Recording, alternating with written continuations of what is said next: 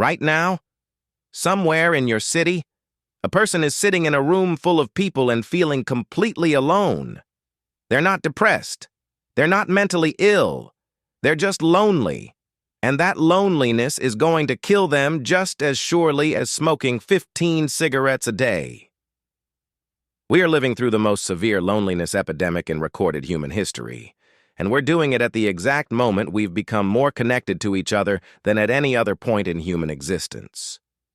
You can video call someone on the other side of the planet in 3 seconds. You can share a thought with 10,000 people before breakfast. You can see photographs of your friends' lives in real time from anywhere on Earth. And we are lonelier than we have ever been. Something went catastrophically wrong.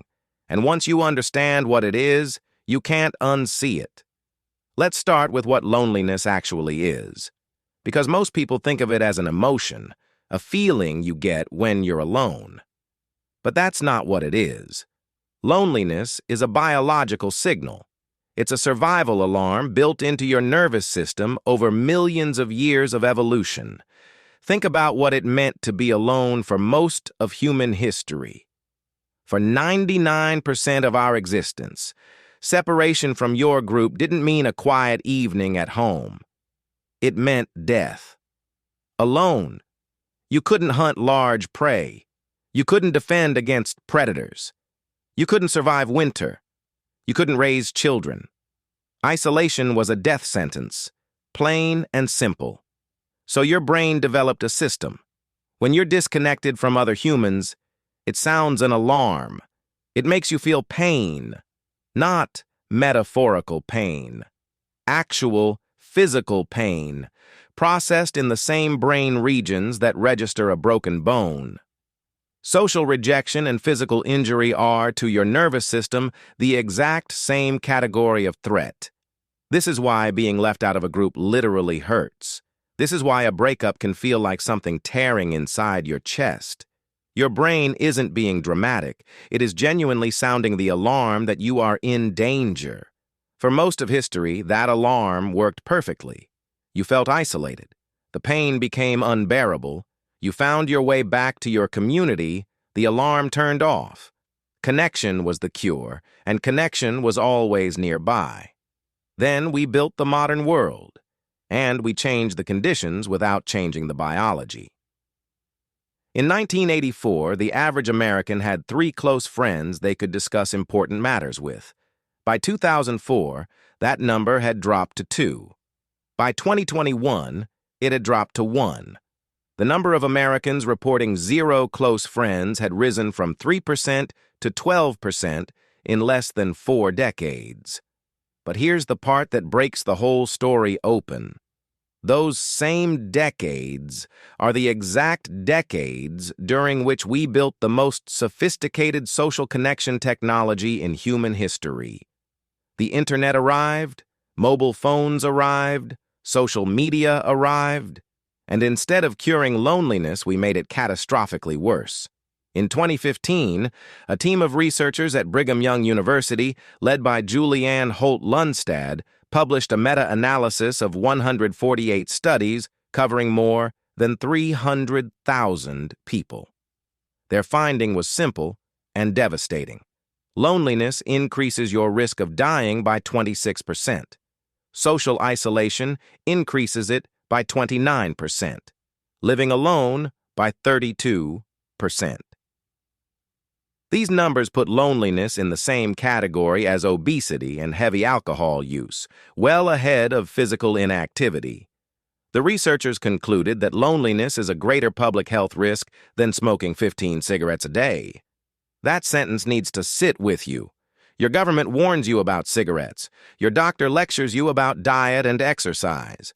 But nobody is running public health campaigns about the epidemic that is quietly, efficiently, and invisibly killing more people than almost anything else we claim to worry about. Here is what chronic loneliness actually does to your body. First, it triggers your stress response.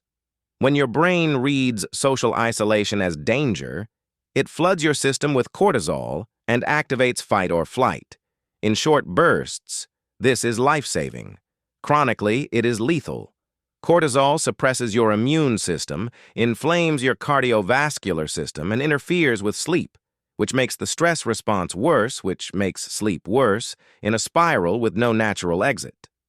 Loneliness also makes your brain paranoid. Researchers at the University of Chicago found that lonely people have a heightened neural response to social threats. They are more likely to perceive neutral faces as hostile, more likely to interpret ambiguous behavior as rejection. This is not weakness, it is a feature. If you are genuinely isolated in a dangerous environment, hypervigilance keeps you alive. But if you are lonely in a safe apartment surrounded by 8 million people, this same feature makes it nearly impossible to form the connections that would fix the problem. Loneliness defends itself. It rewires your brain to keep you isolated. And then, there is the cruelest part. The thing we gave ourselves as a solution. In 2017, Brian Primack at the University of Pittsburgh tracked over 1,000 young adults and found that those who used social media more than 2 hours per day had more than twice the odds of feeling socially isolated compared to those who used it less than 30 minutes per day. The more they scrolled, the lonelier they felt. But it is not just the time. It is the nature of what social media actually delivers to your nervous system. It looks like connection. It activates the same surface-level cues your brain uses to recognize social engagement. Faces, names, responses. But underneath, almost none of the things that satisfy the loneliness alarm are present. Real connection requires mutual vulnerability. It requires shared physical presence over time. It requires the kind of reciprocity where another person is genuinely affected by your well-being and you by theirs. Shallow contact, no matter how frequent, does not meet those requirements. Your brain knows the difference. You can have 1,000 followers and still feel completely unseen because your nervous system is not counting interactions. It is measuring depth. What we built without understanding the consequences is an infrastructure for producing the appearance of connection while systematically destroying the conditions in which real connection actually grows. Think about what we replaced. We moved away from the towns where our grandparents lived. We stopped sitting on front porches. We stopped going to houses of worship, not just for religion, but for the structured weekly proximity with our neighbors. We stopped joining civic organizations. We work from home.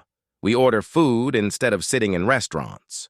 We stream instead of attending. We scroll instead of gathering. At each step, the trade felt rational. More convenience, more control. What it cost was invisible, right up until it wasn't. Robert Putnam at Harvard documented this collapse in his 2000 book, Bowling Alone. Club memberships down, dinner parties down, volunteering down, even having friends over to your house, down by nearly half in 25 years.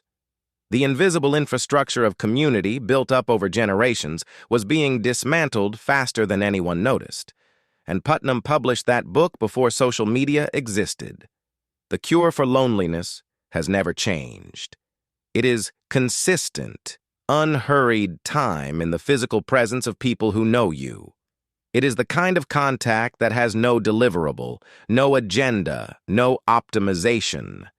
It is sitting with someone long enough for the armor to come off. It is showing up when nothing is happening, which is the only time showing up actually counts. Your brain has been running an alarm for a very long time. The alarm is not a malfunction. It is not anxiety. It is not weakness. It is a message older than language, older than fire, older than anything we have built or broken or lost. And the message is the same one your ancestors heard sitting in the dark for 300,000 years. Close enough to the fire to feel its warmth. Close enough to each other to hear them breathe. You were not built to do this alone. And somewhere right now, neither was the person sitting in the room full of people, waiting for someone to notice.